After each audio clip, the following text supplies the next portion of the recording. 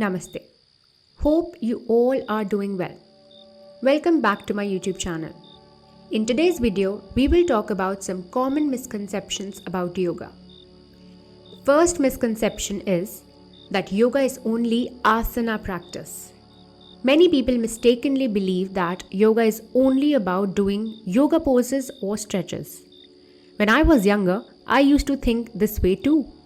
However, yoga is actually a much bigger and more comprehensive practice. Yoga is a word that covers a wide range of paths or ways to connect with something greater than ourselves. These paths include Bhakti Yoga, the path of devotion. This path is about expressing love, unconditional love, and devotion to something higher, like a higher power or a spiritual belief. Jnana Yoga, the path of knowledge.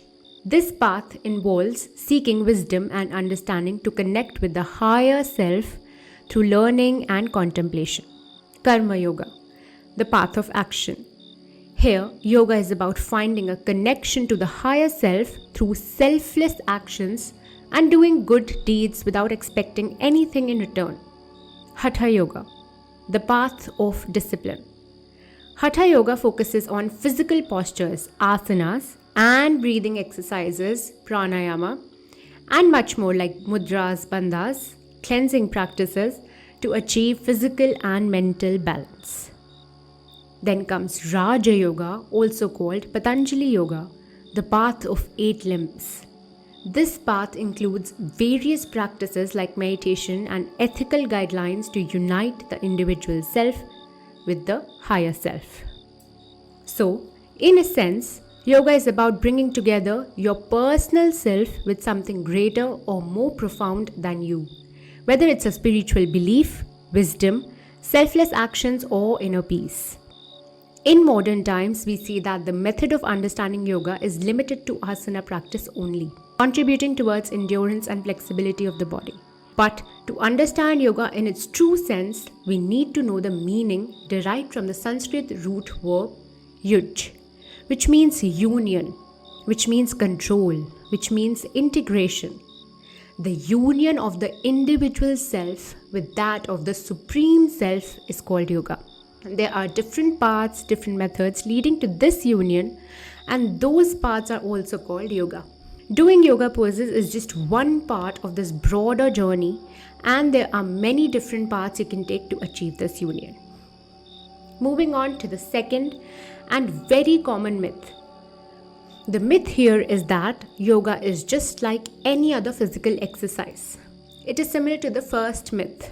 Yoga is said to be a physical exercise like running or lifting weights, but that's not quite true. Physical exercises are all about making your body stronger and healthier. You work hard and put in effort to achieve that. Yoga, on the other hand, is more than just physical movements. It's about making your whole self healthier, not just your body, but also your mind, emotions, and even your spirit.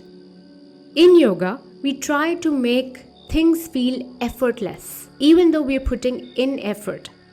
We put effort to be effortless. The main goal of yoga is to control and calm the mind, which is called chitta vritti nirodha. This means reducing the chatter and restlessness in our minds. In physical exercises, the main goal is usually just to improve our physical health, like getting stronger or fitter. They don't focus on calming the mind. So in simple terms, yoga is not just a physical exercise, it's a practice that aims to make your whole self healthier and more balanced.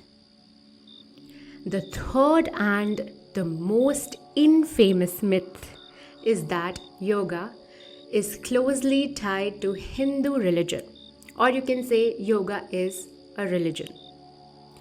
It's true that yoga has its origins in India, and many of its principles are mentioned in sacred texts associated with the Hindu gods. However, it's important to note that the very first mention of the word yoga and its root verb yuj can be traced back to the Vedas. The Vedas are considered to be of divine origin, with the belief that they were not created by humans. Vedas are said to be the sacred texts in Hindu religion. These ancient texts contain a vast body of knowledge that encompasses various aspects of life, connecting the individual to the broader universe. This is where the inclusivity of yoga comes into play. The wisdom found in the Vedas isn't limited to a particular religion. Instead, it offers insights that are relevant to all of humanity. Yoga, as described in the Vedas, is a practice that aims to bring individuals into greater harmony with life and the world around them. While it's true that some of the most well-known texts on yoga, like the Bhagavad Gita, features teachings from the Hindu gods like Lord Krishna, it's important to understand that yoga goes beyond any single religion. The Bhagavad Gita may have been preached by Lord Krishna, but its teachings have universal value and can be embraced by people of various faiths. Similarly, the ancient and potent knowledge of Hatha Yoga is attributed to Lord Shiva, who is considered the first practitioner of this form of yoga. However, just like other aspects of yoga, Hatha Yoga's principles are not restricted to a single religious tradition. In a sense, while yoga has strong historical ties to Hinduism due to its Indian origins and references in Hindu texts, it is ultimately a practice that is open to and inclusive of people from all walks of life, regardless of their religious background. Its core purpose is to help individuals find inner balance and harmony with the world, making it a valuable and accessible practice for everyone. The point of focus here is that even in the texts preached by Hindu gods, yoga is described as spirituality and not a religion. It is a connection with the inner self, through uniting the mind, body, and soul. Discovering your inner self and spirit can be done in various ways, one of which is through bhakti yoga, the path of devotion. Unconditional love towards God is a concept that transcends any specific religious belief. In this context, God can represent the divine being or higher power in any faith, making it inclusive of all religions. This means that when we talk about unconditional love towards God, in the context of yoga, we are not favoring any particular religious group. Instead, we are discussing a broader, universal idea. Yoga is often described as a science, a philosophy, and a spiritual practice. It's not confined to a specific time period or geographic location. In a sense, yoga is the knowledge that can benefit all living beings. It's not a rigid system that's forced upon anyone. Rather, it's a valuable resource available for anyone to freely use and adapt to their unique circumstances and needs. Yoga serves as a tool to dispel ignorance and promote self-awareness and personal growth. It's a practice that knows no boundaries of age, gender, or religious affiliation.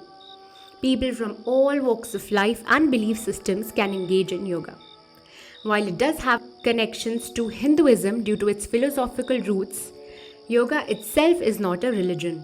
Instead, it's a path that can lead individuals towards self-enlightenment and a deeper understanding of themselves and their connection to the divine, regardless of their religious background. The last myth is that yoga is a magical practice that requires isolation from the world. This misconception is far from the truth. In fact, you don't have to disconnect from the world to attain a spiritual enlightenment. The last myth is that yoga is often misunderstood as a magical practice that requires isolation from the world. This misconception is far from the truth. In fact, you don't have to disconnect from the world to attain spiritual enlightenment through yoga. It can be quite challenging for a practitioner to remain detached from the materialistic desires while being surrounded by worldly temptations, but it is indeed possible. Some remarkable spiritual leaders such as Swami Vivekananda and Paramahansa Yogananda exemplify this by achieving enlightenment while actively serving society and spreading the teachings of yoga among ordinary people. Some people might get confused because of something called siddhis. These are special abilities and insights that you can develop through yoga and meditation. But it's important to know that the main aim of yoga isn't to use these powers for personal gain or magic tricks. Instead, yoga is all about discovering your true self and growing spiritually. In simple words, it's not about doing magic, it's about learning more about yourself and the world around you, which can help you find inner peace and become more aware of things. That's all for this video. These were some common myths about yoga that I hopefully helped you debunk. If you have any questions, doubts or suggestions regarding this video, feel free to comment below. If you liked the video, please give it a thumbs up. Share this video so that we can spread this information to the maximum people. If you wish, you can subscribe to my channel and press the bell icon to stay updated. I'll see you in the next video. Stay safe, stay sattvic.